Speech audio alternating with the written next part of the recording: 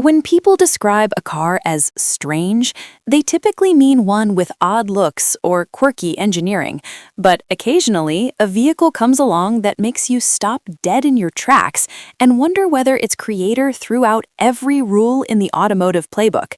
One of the most extraordinary examples in history is the Sir Vival, a peculiar experimental car constructed in 1958 by an American engineer named Walter C. Jerome.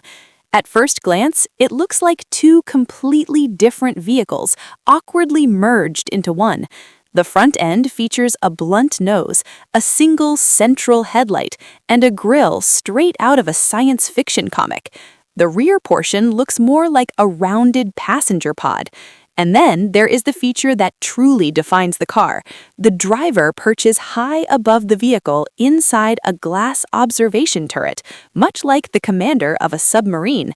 It looked outlandish in the late 1950s, and it still looks outlandish today. Yet, despite its eye-catching form, this car was never designed for showmanship. It was designed for safety, long before modern automotive safety regulations ever existed. Walter C. Jerome held a firm conviction that traditional car design was inherently dangerous. In most vehicles of the 1940s and 1950s, the engine sat directly ahead of the driver and passengers. During a serious crash, that massive engine block could be driven straight into the occupant compartment.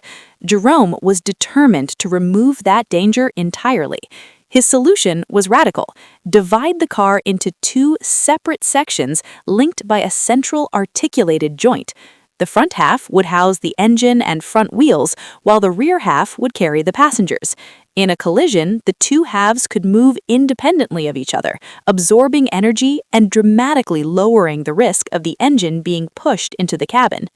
To construct his experimental machine, Jerome worked from a heavily modified Hudson Commodore chassis, a large American car celebrated for its refined engines and solid build.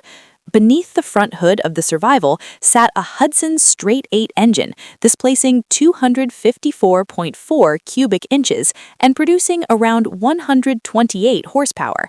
This inline 8-cylinder was prized for its silky smooth power delivery, which made it a sensible choice for an experimental build. The car used a conventional manual transmission and a rear-wheel drive system also sourced from the Hudson platform. One of the most fascinating mechanical aspects of the Sir Vival was its steering. Because the car consisted of two separate halves joined by a heavy central hinge, turning the steering wheel caused the front section to pivot relative to the rear. In other words, the car literally bent in the middle when cornering. This articulated steering concept is closely related to how modern articulated buses and large construction equipment are steered today. Jerome believed this arrangement would enhance crash protection by reducing the transfer of impact forces into the passenger area. The driver's seating position was another feature that made the Sir Vival unmistakable. Rather than sitting within the main body of the vehicle, the driver occupied a raised turret mounted above the passenger compartment. From this elevated vantage point, the driver enjoyed a near-panoramic view of the road, something Jerome felt would help prevent accidents before they happened. Being several feet above the rest of the car meant the driver could see traffic and hazards far more easily than someone seated in a conventional automobile. Naturally, some observers joked that the driver looked less like a motorist and more like someone piloting a small spacecraft. The windshield arrangement was equally unconventional. In place of ordinary windshield wipers, Jerome engineered a rotating cylindrical glass window. As the glass slowly turned, dedicated cleaning pads wiped away rain and road grime. It was an inventive solution, though one imagines that servicing it would have required the patience of a skilled watchmaker. Despite all its forward-thinking elements, the Sir Vival relied on fairly standard suspension components. Since the car was built around a Hudson chassis, it used independent front suspension with coil springs and a solid rear axle supported by leaf springs. These were proven, dependable parts, a wise choice for a one-of-a-kind experimental vehicle. Performance was never the goal. Based on what the Hudson drivetrain was capable of, historians estimate a top speed in the range of 90 to 100 miles per hour, which was entirely respectable for a large American car of that era. The vehicle measured approximately 200 inches in overall length, with a wheelbase of around 124 inches, putting it squarely in line with other full-sized American automobiles of the late 1940s and 1950s. What truly set the Sir Vival apart, however, was how far ahead of its time its safety thinking was. Jerome incorporated features that would not become standard on production cars until decades later.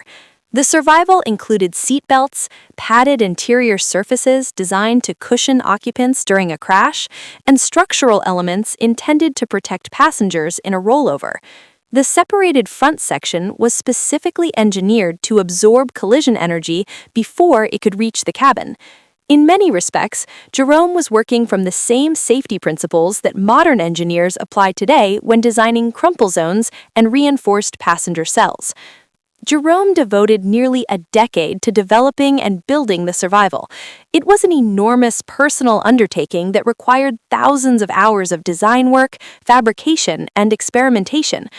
When the car was finally completed in 1958, it drew considerable media attention. The Sir Vival even appeared on the cover of Mechanics Illustrated magazine, introducing Jerome's unconventional vision of a safer automobile to a wide readership. Public response, however, was divided. Some people genuinely admired the creativity and progressive engineering the project represented. Others simply could not move past its unusual appearance. Critics quipped that it looked like someone had combined a vacuum cleaner, a submarine, and a prop from a science fiction film. To be fair, that description was not entirely inaccurate. Even by today's standards, the Sir Vival ranks among the most visually striking cars ever constructed. Despite the attention it received, the Sir Vival never went into production. The American automotive industry of the 1950s was far more interested in bold styling, gleaming chrome, and powerful engines than in experimental safety concepts. Jerome's ideas were simply too unconventional for major manufacturers to take seriously at the time. Nevertheless, his work stands as a significant chapter in the early history of automotive safety thinking. Today, the Sir Vival is remembered not merely as a curious oddity, but as a bold engineering experiment. It serves as a reminder that innovation often looks strange in its earliest form, and that progress frequently begins with ideas that challenge everything people think they know.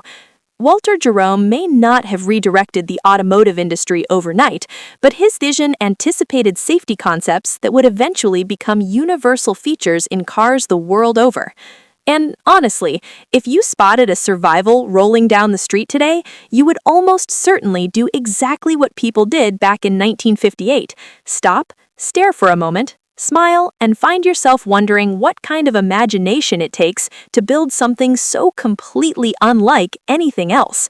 If you enjoy uncovering unusual and forgotten vehicles like this one, don't forget to subscribe to the channel and turn on notifications. There are plenty more incredible automotive stories on the way, and some of them are even stranger than this one.